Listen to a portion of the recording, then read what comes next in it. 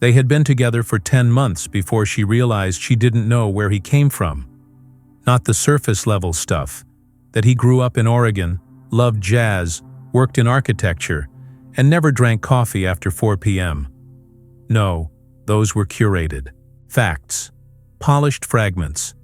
But whenever the conversation bent toward his family, he'd shift. Sometimes he'd joke his way out. Other times he'd change the subject so naturally it felt like nothing had been missed. But she noticed, and after a while, it became something she didn't just notice. It became something she carried. Her name was Julia, and she wasn't nosy by nature. In fact, she'd spent years with people who told her she asked too little. But something about Noah's silence didn't feel like privacy. It felt like avoidance, and that, more than anything, made her wonder what had been buried so deep that even love couldn't reach it. He was good to her. No, he was great. Attentive. Thoughtful. He made playlists for her long drives and remembered the names of her co-workers. He kissed her forehead every night before bed. But there was a certain distance that never melted, no matter how long they were curled into the same sheets. And whenever she asked about his family, even casually, "What was your mom like?" or "Do you have any siblings?" his answer always had the same flavor. Polite, neutral, and empty. "I'm not really close to them," he'd say. Once, she pushed gently, "No stories at all? No funny uncles or wild childhood memories?" He smiled. "Nothing worth remembering." Julia told herself not to dig. Everyone's entitled to their boundaries, but the mind has its own way of tracing the shape of a locked door. You start noticing things you didn't mean to, like how he flinched when a kid said "Dad" too loudly at the grocery store, or how he seemed to study family photos on other people's walls with a kind of quiet longing he tried to hide behind a smile. Then came the weekend they stayed at his place. Usually they slept at hers. She had the bigger bed, the better shower. But this time, he insisted. Said he wanted to cook her breakfast in his own kitchen, play her some old records he didn't want to move. She agreed, thinking maybe this was him opening up. The first night was lovely. Homemade French toast, jazz humming from the record player, her feet on his lap as they watched an old movie they both loved. She fell asleep thinking maybe the distance was starting to shrink. But the next morning, while he was out picking up pastries from a nearby bakery, she went looking for a sweater. That's when she found the drawer. It wasn't locked. It wasn't even hidden. Just one of 3 drawers in his bedroom dresser. The only one slightly jammed. When she tugged it open, it caught and released suddenly, like something inside had loosened after years of stillness. What she saw first were letters. Dozens of them, some unopened. Some clearly read and refolded, as if opened in private and then sealed again with guilt. They were from someone named Rachel. Each envelope had a return address, all from the same town in Washington state. Next, photos. Loose, unframed, worn at the corners. The first showed a young boy, maybe 6, standing in front of a porch next to a tired-looking woman with deep-set eyes and a cigarette in one hand. They weren't smiling. It looked more like a documentation than a memory. In the next, the boy stood beside a man, stiff and upright, arm around the child's shoulder in a way that looked rehearsed. The boy, Noah, wasn't smiling in that one either. Julia kept flipping. One photo caught her breath. A much younger Noah, maybe in his late teens, sitting beside a girl in a hospital gown. She was holding a newborn. His hand was on her back. The back of the photo had a name written in messy pen. Emily, 2009. And underneath, in parentheses, he never came back. Julia's hands trembled. The drawer seemed to grow heavier, in her lap. She stared at the picture, then at the name. Emily. She didn't know who Emily was. The mother of the child? The sister? The girl in the gown? What did "he never came back" mean? Who was he? Noah? Someone else? She suddenly felt like she had wandered into a story she wasn't supposed to know. Like walking into a theater in the middle of the second act and realizing the characters were all hiding something you were never meant to understand. She placed the photos back as carefully as she could, but her fingers couldn't unshake what she had touched. When Noah returned 20 minutes later, she was sitting on the edge of the bed, sweater in her lap, face pale. He stopped in the doorway. "You went through my things," he said quietly. She didn't answer right away. "I wasn't trying to snoop. I was cold. I was looking for—" His voice hardened. "But you opened that drawer." She stood up. "What is all of that, Noah? Who's Rachel? Who's Emily?" He looked away, set the bag of pastries on the desk like it mattered. His hands were shaking slightly. "I told you I'm not close to my family." "No," she replied. "You told me nothing worth remembering. That's different." The air between them snapped like a cord pulled too tight. "You said you wanted to know me," he said, his voice low. "But not all of us are built for storybook lives. Some of us are made of things we'd rather forget." She stepped forward. "I don't need a storybook. I need honesty." He looked up then, and his eyes weren't angry. They were scared, exposed, like someone who had lived a long time behind a curtain and suddenly found himself on stage without a script. "You weren't supposed to see those." She nodded slowly. "I know." And yet, she had. And nothing would be the same after that. Noah didn't speak right away. He sat at the edge of the bed, elbows on his knees, palms pressed together like a man at confession. Julia stood by the dresser, still holding the sweater she never ended up wearing. The air between them felt dense, thick with the weight of everything that had gone unsaid. Not just today, but for months. "I was 16 when she got pregnant," he said finally, eyes fixed on the floor. "Julia didn't move. Emily. She was my girlfriend.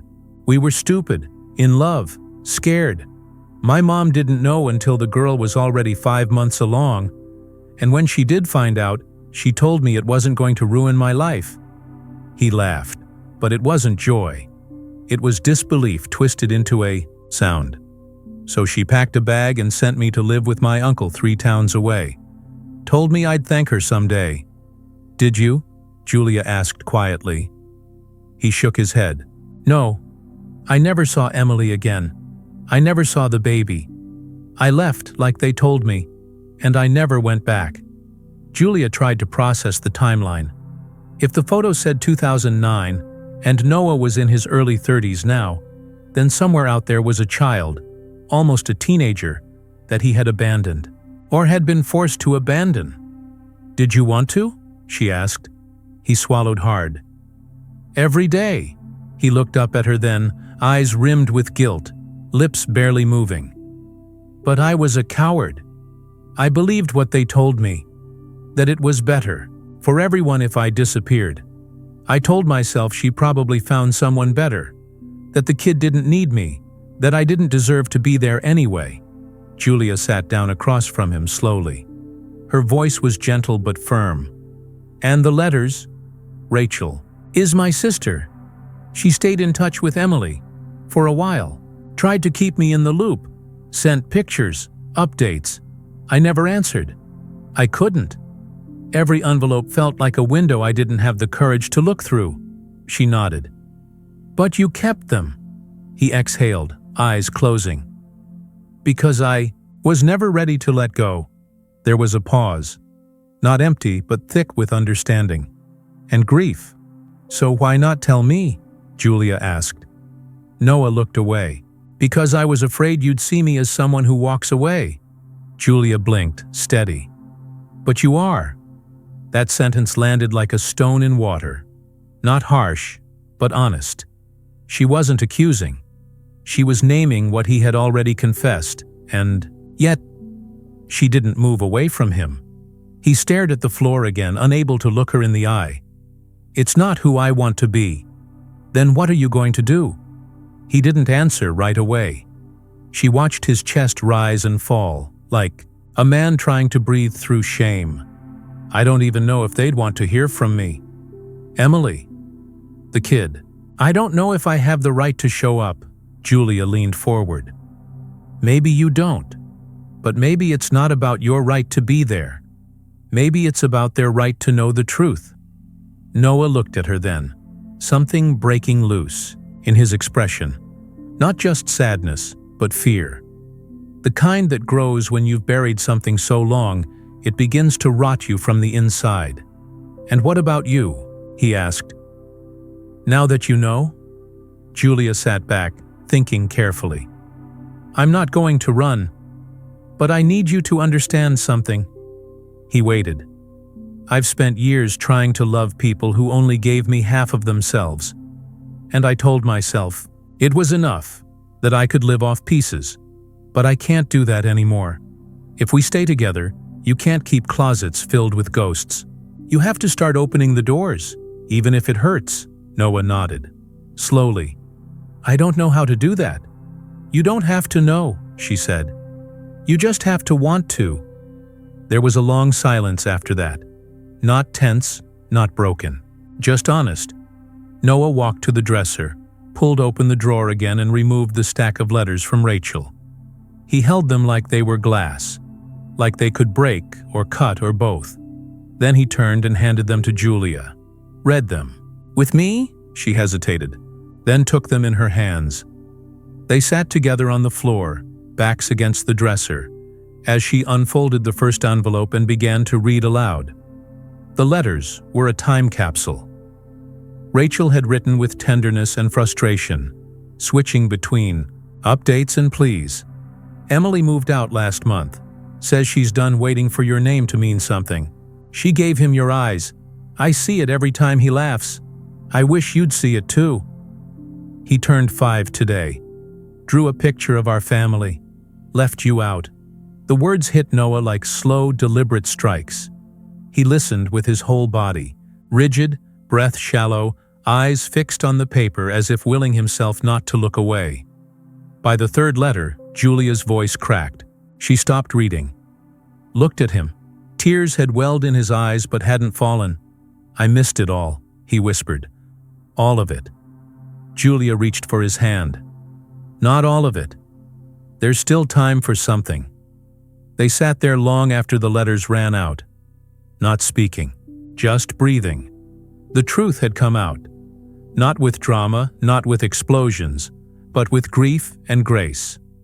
And for once, that felt like enough. Noah had told her something he'd never told anyone. Not because he had to, but because she found the truth and didn't weaponize it. And that was the beginning of something new, something real. The next morning, Noah didn't touch his coffee. Julia sat across from him at the small kitchen table, watching him stir without drinking. The letters were still spread out between them, some refolded, others left open like wounds too fresh, too close. Outside, the rain whispered against the window pane, and everything felt quieter than it should. She had expected him to pull away. Men often did when shame surfaced.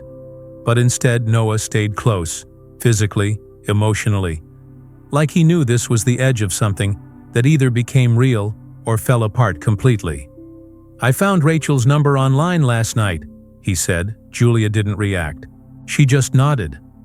I haven't called her yet. Why not? She asked, though her voice wasn't judgmental. Noah looked up. Because once I do, I don't get to undo it. Julia reached for one of the letters again. The one with the drawing Rachel mentioned. A family picture drawn by a 5-year-old missing one face. You're already in the story, Noah. The only question is whether you'll keep hiding from it. That afternoon he made the call. Julia wasn't in the room. She gave him space, but she stood just far enough away to hear the silence on the other side when Rachel picked up. He said her name, then again. Then there was a pause so long Julia thought the line had dropped. Then she heard a voice, soft, shocked, breaking. Noah? He didn't say anything for a few seconds. Then, yeah, it's me. Julia walked outside and sat on the steps, letting the rain mist her arms. She didn't want to intrude, but the weight of the moment pulled at her. She imagined what Rachel must be feeling. The voice she hadn't heard in over a decade suddenly resurrected on the other end of the line. How do you hold love and rage in the same sentence? How do you forgive someone who left but never stopped existing in your memories? When Noah finally stepped outside, his hands were trembling. But there was color in his face that hadn't been there before. His eyes were red. Alive. She wants to meet, he said. The drive to Washington was quiet. They left the next morning. 5 hours of trees blurring past and old songs playing low on the radio. Julia didn't press him with questions. She could feel that his mind was full, not of doubt, but of preparation. She'd never seen him so still, so entirely inside himself. At one point, he looked at her and said, "I don't know what to expect." "You don't have to," she replied. "Just show up." It was something she once told herself after her father's funeral. When you're carrying shame, expectation is poison.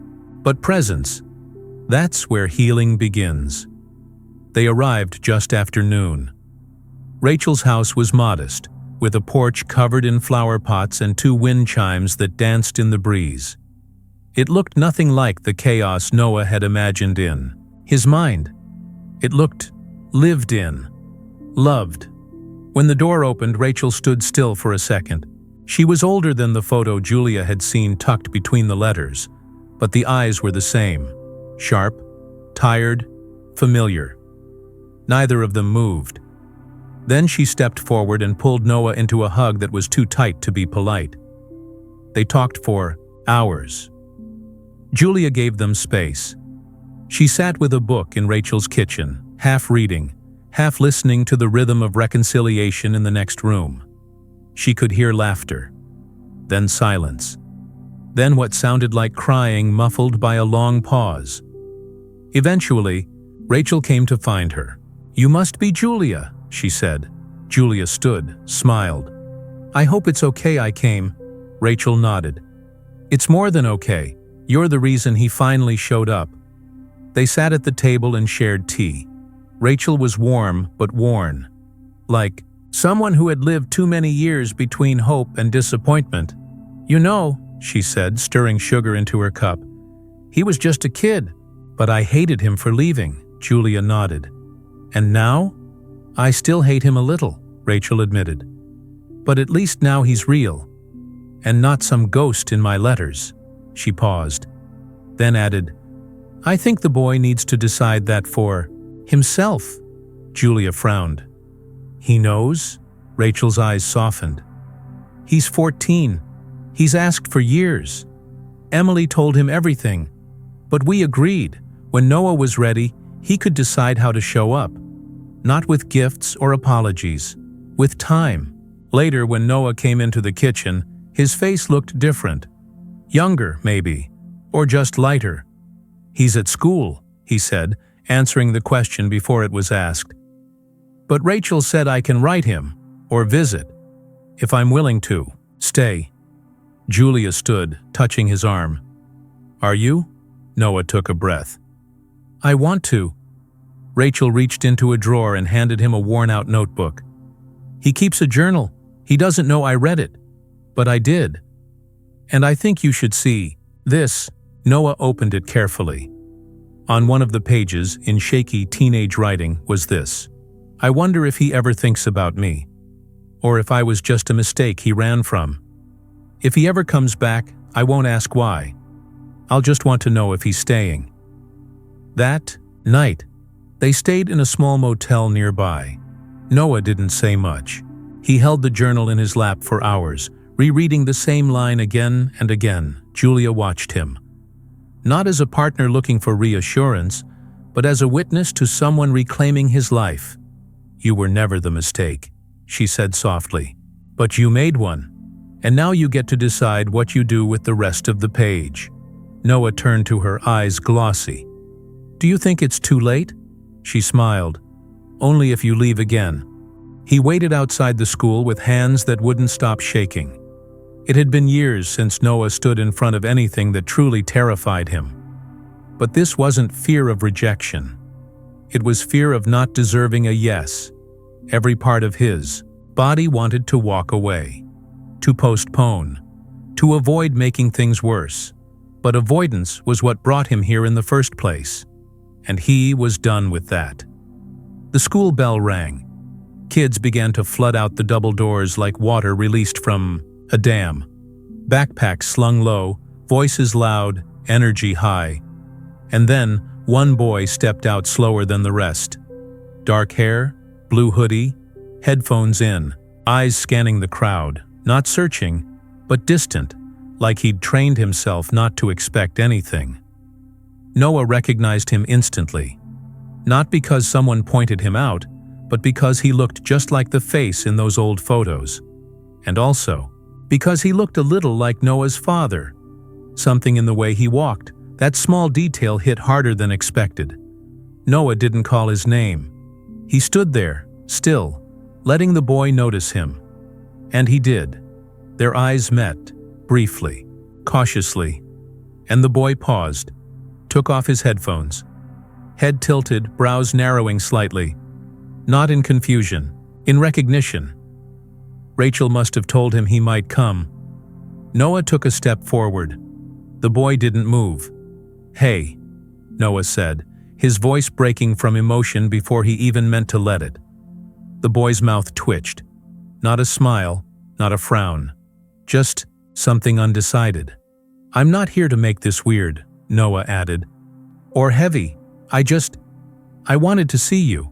The boy blinked. His voice was quiet but steady. "You're Noah. No title, no father, no label. Just the name." It landed. "Hard, but fairly." Noah nodded. "Yeah, I am." The boy glanced at the sidewalk, then back up. "I don't know what I'm supposed to say." "You don't have to say anything," Noah replied. I thought maybe we could go for a walk, or grab a snack, or sit. You choose." A pause. Then, surprisingly, the boy shrugged. "There's a bench across the street. It's usually quiet." They walked side by side without speaking. The wind carried dry leaves across the curb, and the traffic hummed like background noise. When they sat, Noah kept his hands on his knees. The boy leaned back, arms crossed. Noah took a breath. "I don't expect anything from you. Not understanding, not forgiveness, especially not trust. But I'm here now because I should have been here all along." The boy nodded slowly, then said, "You missed a lot." "I know. Like, all of it. I know." "Why now?" Noah stared ahead. "Because someone I care about found the part of me I buried. And she didn't run. She read the letters, saw the photos, and instead of shutting the drawer, she handed it back to me and said, 'Fix it.'" The boy looked at him. "Julia?" Noah's heart skipped. "Yeah, Rachel told you." "She's brave," the boy said. "She is." He paused. "Are you?" Noah hesitated. "I'm trying to be." The boy looked down at his shoes. Then, "Do you remember the first picture Rachel sent?" "I remember all of them." "Do you remember what I was holding?" Noah searched his memory. "A toy truck. Red. Big tires." The boy looked surprised. "That was my favorite," he said quietly. "I know," Noah replied. "Rachel wrote about how you refused to nap unless you held it." They both laughed softly. It wasn't forced. For the next half hour they talked, about nothing and everything. The boy's school, his favorite show, how he hated math but loved art. Noah listened like every word was a page of a book he'd lost and was finally reading again. And then came the question he wasn't ready for. "Do you want to come by sometime?" Noah swallowed hard. "Only if you're sure?" "I'm not sure about anything," the boy admitted. "But I figure, if you keep showing up, maybe I will be." Noah nodded. His eyes welled but didn't spill. "I will," he said. "I promise." That evening, Julia was waiting outside the motel when Noah arrived. She stood when she saw him, searching his face. He didn't speak, just walked up, wrapped his arms around her and held her like she was the only thing tethering him to the moment. When they finally pulled apart, he whispered, "He invited me over." Julia smiled. "Then you're already rewriting the ending." Noah kissed her forehead gently. "Thank you for opening that drawer," he said. She touched his chest. "I didn't open it to break you. I opened it so you could see what you still have time to save." A month later, the letters were gone, not destroyed, not thrown out, just moved. Noah placed them in a wooden box alongside a few photos, a worn-out drawing of a red truck, and a note Julia had written quietly one night. "The truth only hurts when it's locked away." He kept the box on a shelf in his bedroom. Not to stare at, not to obsess, but because it no longer needed to be hidden. There was peace in seeing it there, visible, named, part of him. Some Saturdays, he'd drive out to Rachel's place. He never stayed long, an hour, maybe 2. Sometimes the boy would talk, sometimes he wouldn't. But every time, Noah stayed. And that mattered more than anything he could say. They didn't call each other by title, not yet. It wasn't needed. There was a new kind of language forming between them. One made of presence instead of expectation. Trust, growing slowly like something planted late in the season but still determined to bloom. One afternoon, as they sat side by side sketching, "On a bench," the boy said without looking up. "You should have stayed." Noah's throat tightened. "I know, but I'm glad you're here now," he added. Noah didn't respond. He couldn't. He just placed his hand on the bench, and the boy's fingers reached out, resting on top of his for just a moment. Brief, but real. Later, when Noah told Julia what happened, she didn't say a word. She just smiled, wrapped her arms around him and leaned into his shoulder. Julia had changed too. She no longer needed love to arrive perfect. She no longer feared discovering the truth, because now she believed in her own ability to face it. She stayed with Noah, not because he became flawless, but because he became honest, raw, willing. That was enough. Together, they didn't build something fast. They built something true. There were still quiet days, still shadows, but now the drawer stayed open, and neither of them needed to close it. One evening, as they rearranged furniture in her apartment, Noah pulled out a box to move and something fell to the floor. It was a photo. Julia picked it up, eyes widening. It was one of the old photos, the one with teenage Noah beside Emily in the hospital, holding the newborn. She held it for a second, then asked, "Do you want to keep it somewhere else?" Noah looked at the picture. Then at her. "No," he said. "This one stays on the shelf." He walked to the living room and set it down. Not hidden, not framed. Just resting on the wood, visible. Julia nodded. "Good," she said. "Stories like this shouldn't disappear." That night as they lay in bed, Julia whispered into the dark, "Do you ever wonder what would have happened if I hadn't opened that drawer?" Noah ran his fingers through her hair gently. "I wouldn't be here. Not fully." She smiled. "You were always here, just in pieces." He paused. "And you helped me pick them up. They fell asleep like that. Two people who didn't need to be perfect, only present. Two people who understood that sometimes the stories we're most afraid to tell are the ones that finally set us free. If you've ever kept a drawer closed for too long, or opened one you weren't sure you were ready for, comment below. I choose truth, because healing doesn't begin with closure. It begins with the courage to look inside. Subscribe to Lived Confessions for the next story. You never know whose secret might look a little like yours.